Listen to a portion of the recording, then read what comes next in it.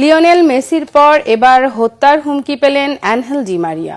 সোমবার রোজারিওর সান্তা ফেতে তার বাড়ির দরজার সামনে চিরকুটে বার্তা দিয়ে এই হুমকি দেয় সন্ত্রাসীরা। গত বছর এরকম এক চিরকুটেই হত্যার হুমকি পেয়েছিলেন মেসি। আর্জেন্টিনার সব শহরের মধ্যে রোজারিওতেই খুনের হার সবচেয়ে বেশি। সেখানে মৃত্যুর হুমকি সাধারণ ব্যাপার। রোজারিওতে মাদক কারবারিদের সহিংসতা বেড়ে যাওয়ায় গত সপ্তাহে আর্জেন্টিনা দলের সঙ্গে যুক্তরাষ্ট্র সফরে যাওয়ার আগে পরিবারের নিরাপত্তা নিয়ে উদ্বেগ প্রকাশ করেছিলেন ডি মারিয়া। বলেছিলেন বিষয়টি ভবিষ্যতে তার রোজারিও সেন্ট্রালে ফেরার ক্ষেত্রে সমস্যা তৈরি করতে পারে। এক সপ্তাহের মধ্যে ঘটল ঠিকই তাই।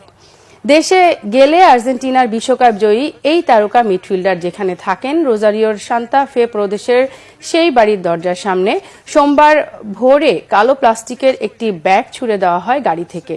আর্জেন্টিনার সংবাদ মাধ্যম টিওয়াইসি স্পোর্টসের প্রতিবেদন অনুযায়ী ওই ব্যাগের ভেতর চিরকুটে ডি মারিয়াকে বাড়ি না ফেরার হুমকি দেওয়া হয়েছে।